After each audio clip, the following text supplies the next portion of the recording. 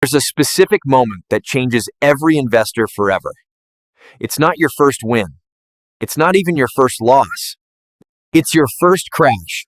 The moment your portfolio drops 30, 40, maybe 50% in a matter of days. And in that moment, everything you thought you knew about investing just vanishes. You panic. You freeze. You don't know what to do. But here's what most people don't talk about. It's not the crash itself that changes you. It's what happens after, the days and weeks that follow. That's when the real psychological shift begins. Before your first crash, investing feels like a game you can win through research and timing. You believe you can outsmart the market, and think losses are just temporary setbacks, things that happen to other people who didn't do enough research. Then the crash happens, and suddenly, all that confidence, all that certainty, it just evaporates. Your first instinct is to check the numbers again. Maybe you read it wrong. Maybe it's a glitch. But it's not. You refresh. You refresh again. The numbers get worse. You can't sleep. Every time you close your eyes, you see red numbers falling. There's this pit in your stomach. It's not just mental. You actually feel it physically. Maybe if you just hold on. Maybe if you average down. Maybe it'll bounce back tomorrow. You don't want to talk about it. You can't explain it to people who haven't been through it. Because part of you feels stupid. How did you not see this coming? All the warning signs were there. You just chose to ignore them. This is the bottom, not the market bottom, your emotional bottom. But something happens at the bottom.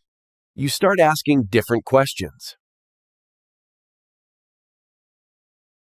Not when will it recover, but what did I actually believe about markets? You realize you thought you had control, that research and analysis meant you could predict outcomes. But markets aren't puzzles to solve. They're complex systems with more variables than any human can track. You believed the stories, the narratives about why this asset would moon, why that sector was the future. You only looked for information that confirmed what you already wanted to believe. Everyone in your community said the same thing. You mistook consensus for truth. You weren't investing. You were chasing, afraid of missing out on something everyone else seemed to understand. It wasn't about building wealth slowly. You wanted to get rich, fast. And that meant taking on risk you didn't actually understand. Risk you couldn't afford. And you realized the real cost wasn't just money. It was sleep, peace of mind, relationships. You'd tied your identity to your portfolio. When it crashed, part of you crashed with it. You were measuring yourself against everyone else's highlight reel. Their wins, your losses. And here's where everything changes. Not the market. You. Start seeing markets as cycles, not destinations. Volatility isn't the enemy. It's just the nature of the game. Risk stops being an abstract concept. It becomes visceral, something you feel in your body. Learn the sleep test. If a position keeps you up at night, it's too big, no matter what the math says. Your emotional capacity for risk is just as important as your financial capacity. Maybe more. Discover patience, not as a virtue, but as a competitive advantage. Most people can't sit still. They need to act, to trade, to do something. You learn that doing nothing is often the right move. The news cycle that used to drive your decisions becomes background noise. You stop reacting to every headline. Your time horizon extends. You start thinking in years, not days. Decades, not months. You stop obsessing over outcomes. You focus on process. Good decisions with bad outcomes teach you more than bad decisions with good outcomes. The crash teaches you humility. You realize how little you actually know. And that's when you start learning. And you develop respect for the market, not fear. Respect, like respecting the ocean before you swim in it. Money stops being the goal. It becomes a tool, a means, not an end. Realize financial freedom isn't about having enough money to quit. It's about not needing the market to behave a certain way for you to be okay. The less you need it, the better you do. Detachment becomes your edge. You see other investors differently now, the overconfident ones. You recognize yourself. You feel compassion, not superiority. You realize the crash wasn't punishment. It was education, the most expensive education you ever bought, but also the most valuable. Because you can't learn this from books or videos. You have to feel it. The crash leaves a scar, but it's not a wound anymore. It's a compass. It guides every decision. You trust yourself differently now, not the arrogant trust of before, a quieter trust, earned through failure. You've developed emotional maturity. You can hold uncertainty without panic, sit with losses without spiraling. Red days still happen, but they don't hit the same. You've been through worse. You know you'll survive this. And green days don't make you euphoric anymore. You know it can reverse. You stay grounded. Your emotional range narrows, not in a numb way, in a stable way. You're not riding the roller coaster anymore. You're watching the market, not drowning in it.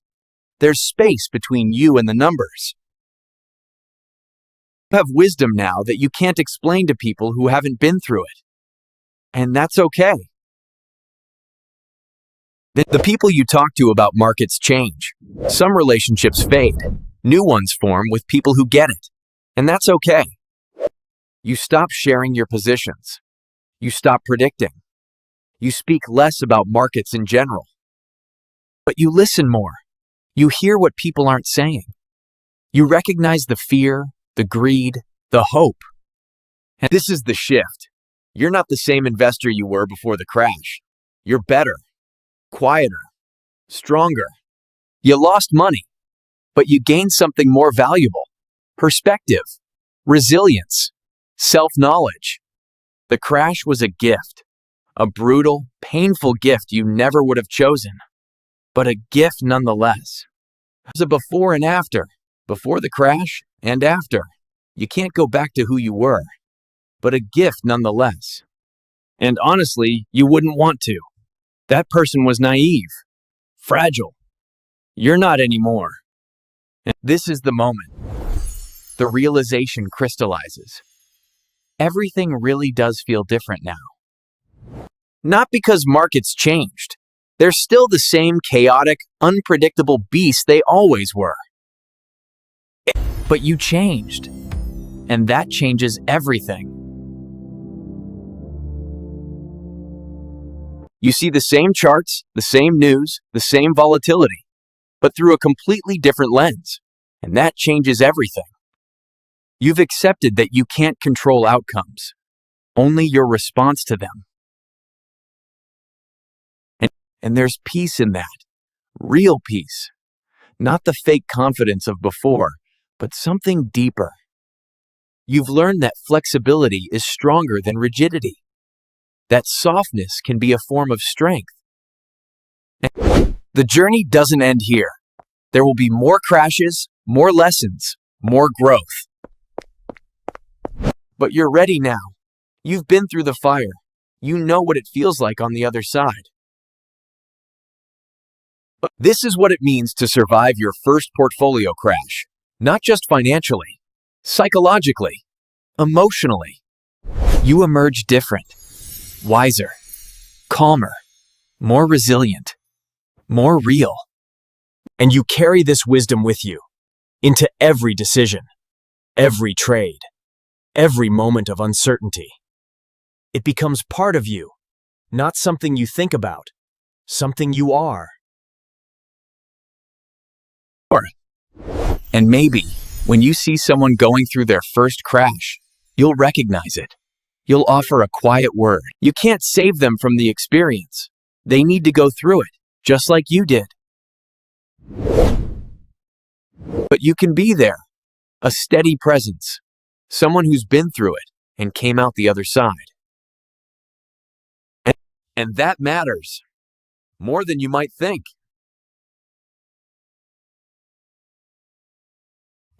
So if you're in it now, if you're watching your portfolio bleed and feeling like you'll never recover, I want you to know this. You will survive this. And you'll be different on the other side. Better different. Stronger different. Wiser different. The pain is temporary. The growth is permanent. You're not alone in this. Every serious investor has been through it. This is your initiation. And when you come out the other side, welcome. You're one of us now. This is your initiation. Everything really does feel different after your first portfolio crash. And you know what? It's supposed to. You're one of us now. That's how you grow. Not through wins, through losses, through pain, through transformation. the real wealth isn't in your portfolio. It's in who you become through the process. And that's priceless.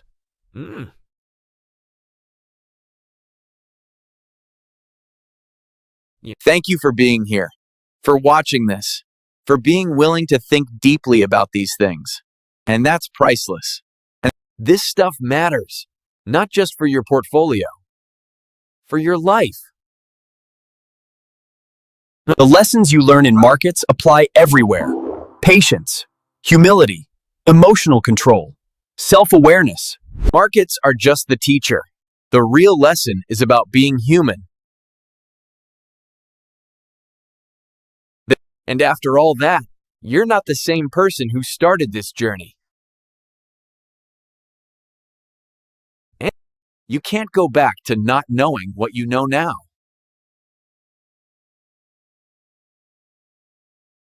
And that's actually a good thing. That's I never play active things where. And they much fact and hip and sex on red lights. You're wiser, more grounded, more real. You've seen behind the curtain of how markets really work.